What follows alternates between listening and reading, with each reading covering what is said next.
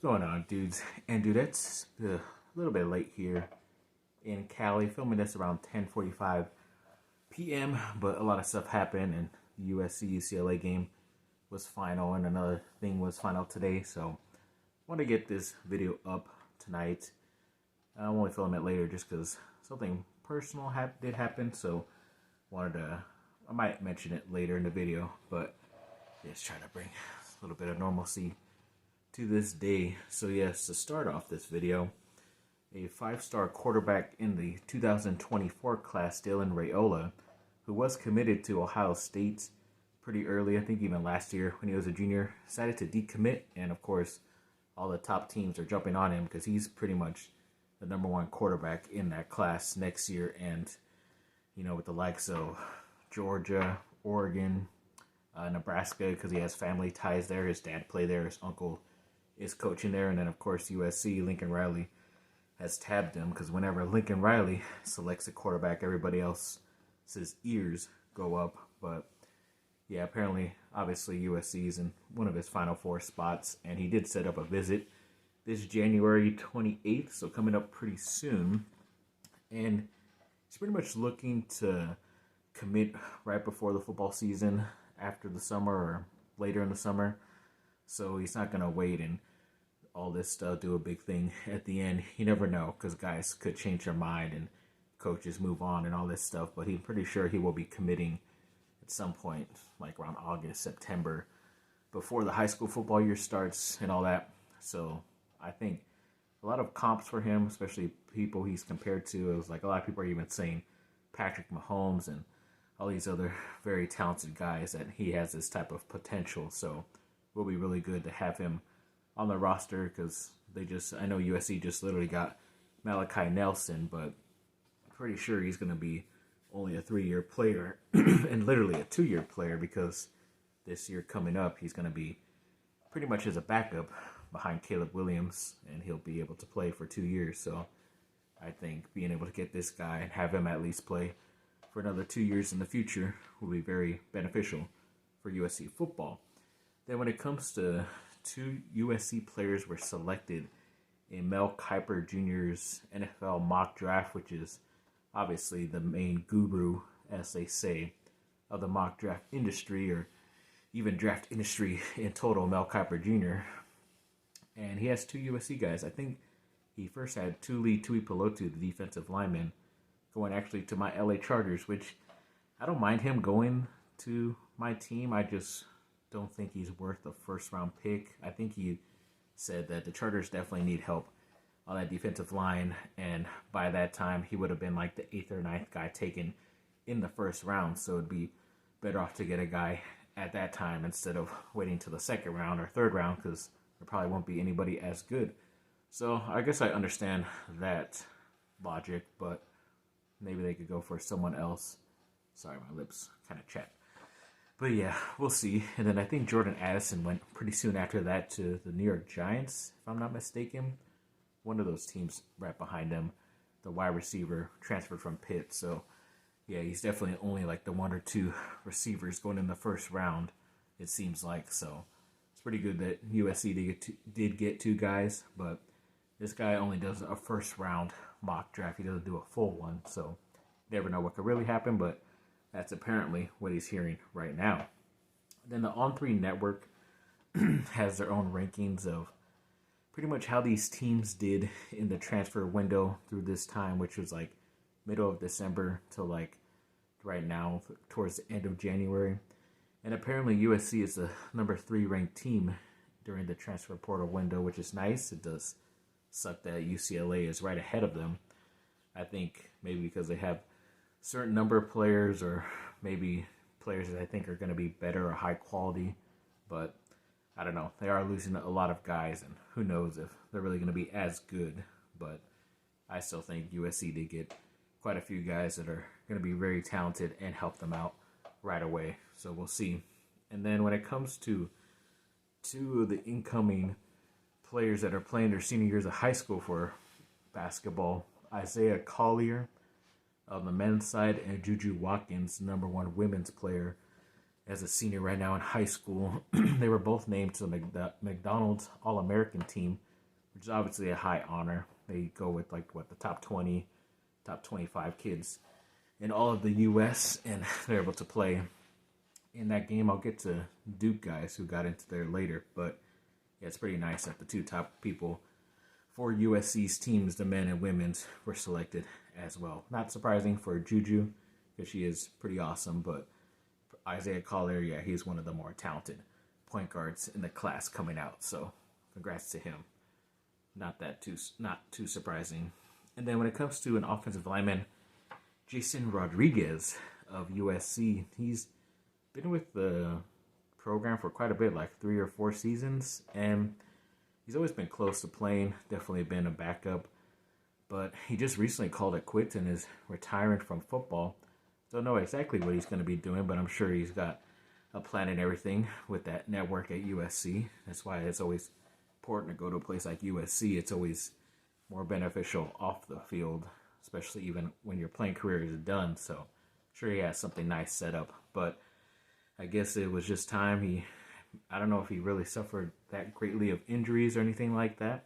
Could have been a change of heart, you never know, but at least he's doing what he wants to do, and I believe he is going to get a degree from USC as well, which is pretty awesome and pretty important for his future as well. So congrats to him, and good luck to him in his future endeavors.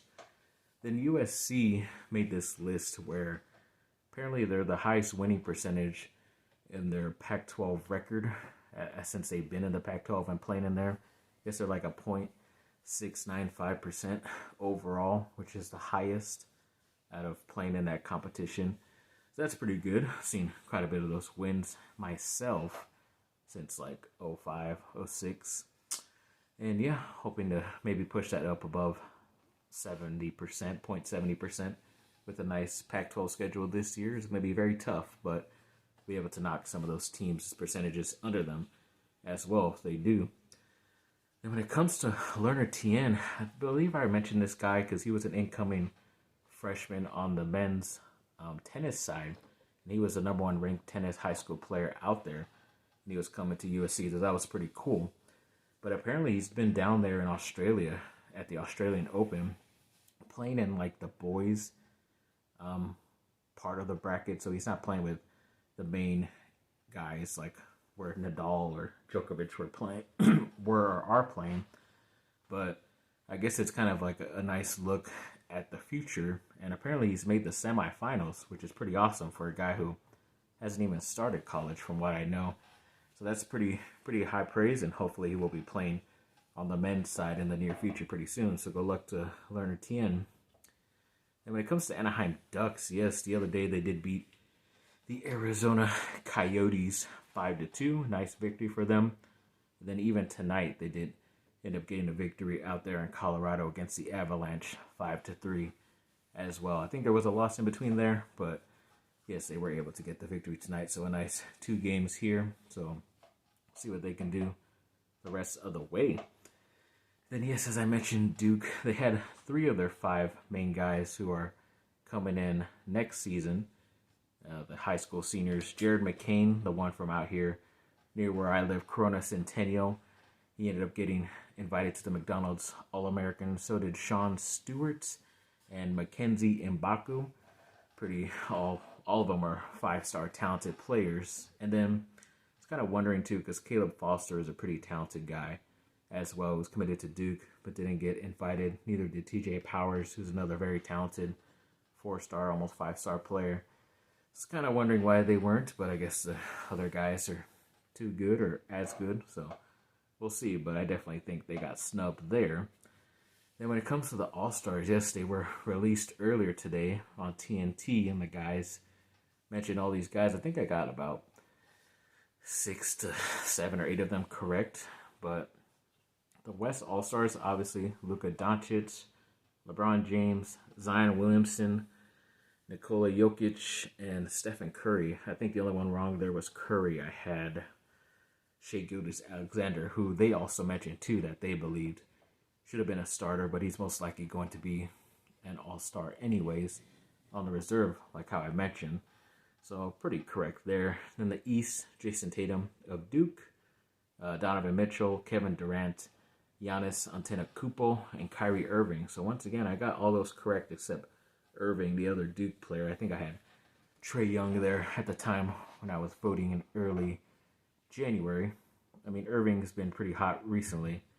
I don't know if it would have swayed my vote. Might have would have gone with someone else. But yes, overall, still pretty exciting. They got at least 3 Duke guys in there, especially when it comes to, obviously, Zion, Jason Tatum leading the East as well, and Kyrie Irving, at least 3 starters, so that's nice. And I don't know if Zion's going to play. I know he was or has been injured as of late, but I guess we'll find out pretty soon they're out. And also, obviously, you heard me mention LeBron James making the West side as a starter. It's his 19th All-Star selection, which is pretty crazy. I think he's probably only missed 1 year, his rookie year, which is pretty crazy. Even in the other day, in a loss to the Clippers, he ended up having a 46-point game, I believe it was. And I think, yeah, that was the game where I was a game ahead. I thought it was Houston, but I believe it was the Clippers where he finally clinched that record of scoring 40 points or more versus every team in the NBA. So it's a pretty crazy accomplishment, but at least the last team was against the Clippers. So I'll definitely remember that for a while. So definitely very excited to see that. And he was also a Western Conference Player of the Week once again, the 14th week, which is awesome because obviously my number as well. But you know, you're averaging 35 points, 9 rebounds, 7 assists, throwing up those crazy numbers, and only 1 loss during the week as well. So that was pretty cool to see. And yeah, he's been on a hot streak, so not that mad about it. Even in that game, I believe during the Clippers game, he even broke his own career high record of 3-pointers with 9 as well. So that's pretty good. Obviously, got most of your points to the 3-point line. And then the Lakers also played the San Antonio Spurs the other day. Ended up getting that victory, 113-104. It was a big game because it was the return of Anthony Davis. He came off the bench, played about 20-some-odd minutes. And then Rui Hachimura, the young guy they traded for from Washington, it was also his debut as well. And they both did pretty good. AD, in his short stint, had 21 points, 12 rebounds, and 4 blocks. And then Rui Hachimura had 12 points and 6 rebounds. So not all that bad all around. They were able to get that victory as well. So definitely very excited about what they can bring. And if Davis is putting up those numbers while he's coming off the bench on a minutes restriction, then I think it's going to be positive for the Lakers. They should just ease him in, even though I know it's a big rivalry game this Saturday night going up against Boston in Boston, but pretty sure he'll get some more playing time around then. Even LeBron had some crazy stats in that game too. The other day, it was like 20 points, 11 assists, and 9 rebounds. He almost had a triple-double, and he still didn't have to score out that much, 40 plus for them to win this time around too. So it's obviously a pretty good thing. So it's pretty much the reason why he's an all-star starter, and it was off of back-to-back as well. So it's not that bad. Then when it comes to, yes, as I mentioned before, USC and UCLA, they were playing in USC's place, and UCLA is the number 8 team in the country, so obviously they're very talented, but yeah, for some reason they didn't show up. USC ended up getting that victory. It was like 77-64, something like that. Definitely more than a 10-point victory, and Boogie Ellis, the senior, had 31 points. Drew Peterson had like 15, I think, too. So yeah, the seniors definitely stepped up. Boogie Ellis was also wearing Kobe shoes. So obviously today is the I don't want to say remembrance, but the anniversary, sadly, of when that helicopter went down as well. So they're reporting support during the women's game and the men's game as well. So yeah, it's tough. Yeah, especially knowing that it's that anniversary. And now, sadly, I'll have another one because I did end up losing one of my, I think my oldest living grandparent from my dad's side earlier today. Very surprising. It wasn't news that we were expecting, obviously, but obviously we know she's in a better place that she's very highly into, very devoted Catholic. So definitely gonna miss her, Magdalena, and definitely see you again one day.